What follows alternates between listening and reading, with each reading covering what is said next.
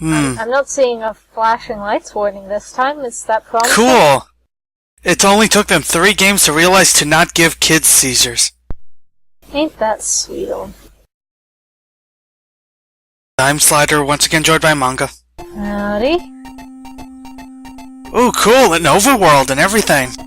That's creative. And you've got both, Thingamajigger, Lolo, and the obviously female one. Guess what her name is? Lala? Yes. Seriously. So we can go to these levels, but only by ourselves. I'm under the assumption, I'm pretty sure it said on the title screen and everything. This is like a 2-player game, potentially. The gumball with the mustache. Yeah. You know what these games needed? A tutorial level. I'm not joking. This is what's happening here. A tutorial level is happening to us.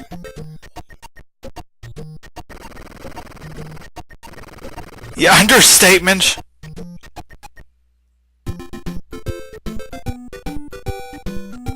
Okay, so while the tutorial is happening to us, I'm gonna read the Wikipedia page, because I felt like, oh yeah, I don't have to go to Wikipedia to see the plot now, but I'm curious if we're missing anything by not finishing this, thrilling adventure. So yeah, I'm captured by the villain King Egger when you're trying to hide the fact that you're ripping off Sonic ever so slightly. Lolo has to go to Egger's castle to rescue her. The enemies include Snakey, Medusa, guess which one that is. Oh yeah, wait, I didn't show this before, but you can push them into water and use them as platforms. That says you can turn enemies into eggs and shoot them at enemies. So it is a little bit like a mix of Yoshi and Kirby, only shit. Well, not shit. That would require it to be interesting or worth mentioning. A Nintendo representative commented that Nintendo was trying to stretch kids' imaginations with Lolo. And it has not only been... Okay, that's funny. It was not only re-released for the Wii's Virtual Console in 2007, but then it was re-released for the Wii U's Virtual Console in 2014. This was Virtual Console worthy. This. Well, to be fair, they've put stuff like Clue Clue Land and Urban Champion on there, so anything's possible. It received positive reception from critics and fans alike. The leader of the block, according to the leader of the block shoving movement, and garnered a cult following. Jesus Christ, this was made by Satoru Iwata. Yep. This is a HAL game. He used to work there. All about fun, appeal, and simplicity over an abundance of bells and whistles. Okay, see, maybe we're thinking of it as generic as shit, because a shit ton of these games came out after this one, and it was actually creative and cute and interesting in its day. Like the way some people think Sailor Moon is like really, really generic as shit because it has so many magical girl cliches, even though, it is the reason most of those cliches that exist. It invented the magical girl cliches. Yeah, that could be true. It could be, but I like Sailor Moon significantly more than this. Not surprising. Oh, there's another one saying, intriguing to fans of puzzle action games, simple on the surface, but deceptively complex once you get going. And another magazine called it hard as hell and said it would put any Mensa member to the test. Oh my god. They're not entirely wrong. There are some harder levels as it goes on. Especially in this one.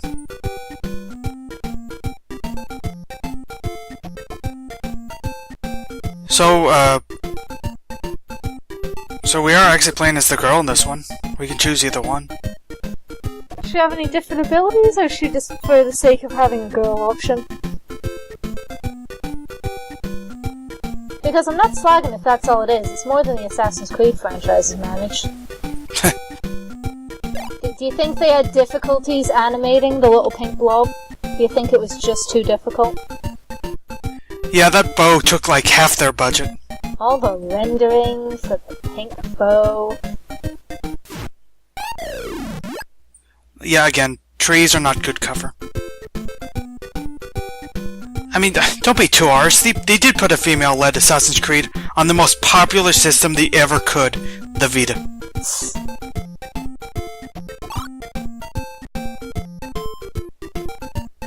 I mean, I'm joking because at the time Vita was considered to possibly succeed at the time. But still, that is kind of funny. Oh, that's kind of like how, Fox was like, yeah, we totally support showing Firefly. We put it in the best time slot we could, the Friday night death slot. That's more or less what that is. Sounds about right.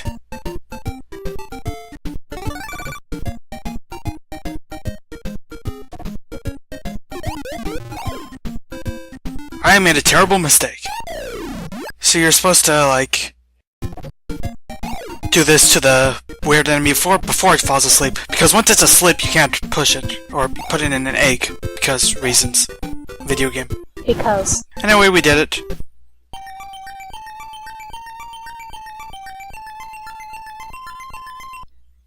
And we got the rainbow orb.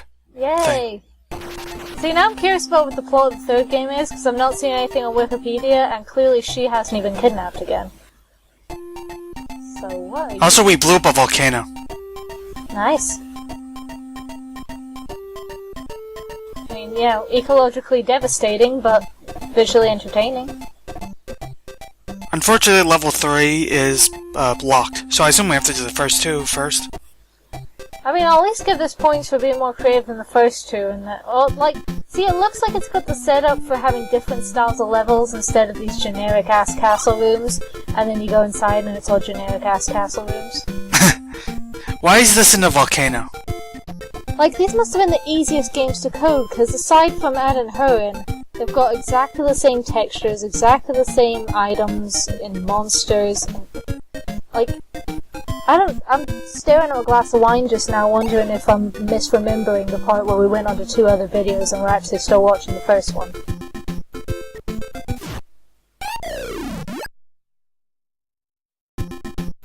I mean, to be fair, this is not entirely uncommon back in the day. Yeah, am I about to get a lot of hate from, the cult following of the game, not liking the game? That'd be kind of hilarious. I mean, I'm already anticipating hate because I'm a female on the internet having opinions about video games, and, it's par for the course.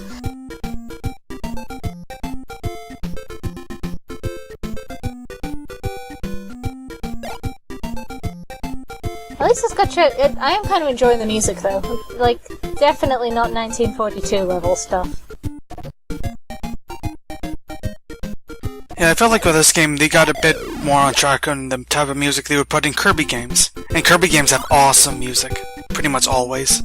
What is saying on Wikipedia that these two showed up as antagonists in a Kirby game? Yes! That's right. I almost forgot to point that out. Yeah, in the first Kirby game, Kirby's Dream Land, which was released, I think, a year after this one, they were actually one of the bosses. And some of their attacks even involved pushing boxes. See, so that was kind of cool. This is in fact actually interesting. So, points.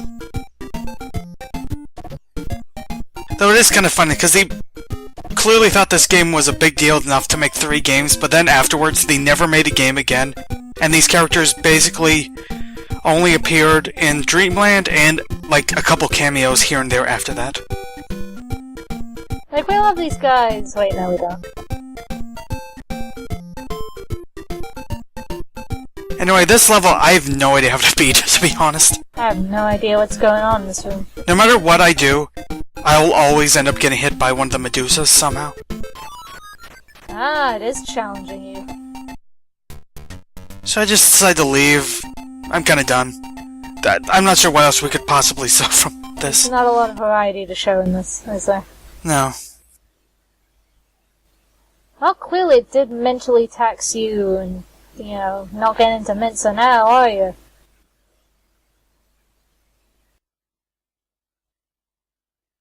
Yeah, I got nothing else to say about that. Please don't hate me, cult following. Or do. I don't care. Who cult following from 1991, at best. Well, you should see how the Pokemon Gen 1ers hang on. Well, to be fair, I think there was a slight difference in popularity between those two. Yeah, true. One of them was a little bit more well-known than the other. I think being the biggest cultural phenomenon of the late 90s makes it a bit more popular. Just a little bit. Just a touch.